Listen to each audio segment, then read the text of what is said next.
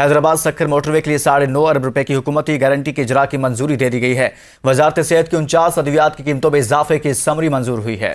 وزارت اطلاعات کے 7 کروڑ روپے کی تکنیکی ضمنی گرانٹ منظور۔ اقوام متحدہ میں امن مشن میں خدمات دینے والے اہلکاروں کے لیے 47 کروڑ روپے مختص کیے گئے۔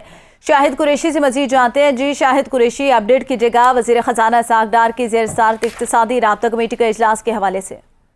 جی بالکل، وزیر خزانہ اسحاق ڈار کی زیر صدارت اقتصادی رابطہ کمیٹی کا اجلاس ہوا ہے۔ اجلاس میں 20 نکاتی ایجنڈے پر غور کیا گیا۔ ای سی سی نے ریڈیو پاکستان اور اے پی پی کے لیے 70 کروڑ روپے کی گرانٹ کی منظوری دے دی۔ وزیر خزانہ کی ریڈیو پاکستان کے ملازمین کی پینشن کا مسئلہ بھی فوری حل کرنے کی ہدایت۔ اس کے علاوہ ریڈیو پاکستان کے پینشنر کے مسئلے کے حل کے لیے کمیٹی بھی قائم کر دی گئی ہے۔ ای سی سی نے این ڈی ایم اے کے لیے ریلیف کے سامان کی خریداری کے لیے 12 ارب روپے کی منظوری دے دی۔ حیدرآباد سکھر موٹر وے کے لیے 9.5 ارب روپے کی حکومتی گارنٹی کے اجرا کی بھی منظوری دے دی گئی، جبکہ وزارت صحت کی 49 ادویات کی قیمتوں میں اضافے کی بھی سمری منظور کر لی گئی۔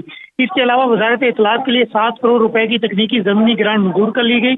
اقوام متحدہ میں امن مشن میں خدمات دینے والے اہلکاروں کے لیے 47 کروڑ روپے کی سمری منظور، جبکہ فرنٹیئر کانسٹیبلری کے لیے 4 کروڑ 80 لاکھ روپے کے فنڈ کی اجرا کی منظوری دے دی گئی۔ نیو گوادر انٹرنیشنل ایئرپورٹ کے لیے 83 کروڑ روپے سے زائد کی تکنیکی ضمنی گرانٹ کی بھی منظوری دے دی گئی۔ جی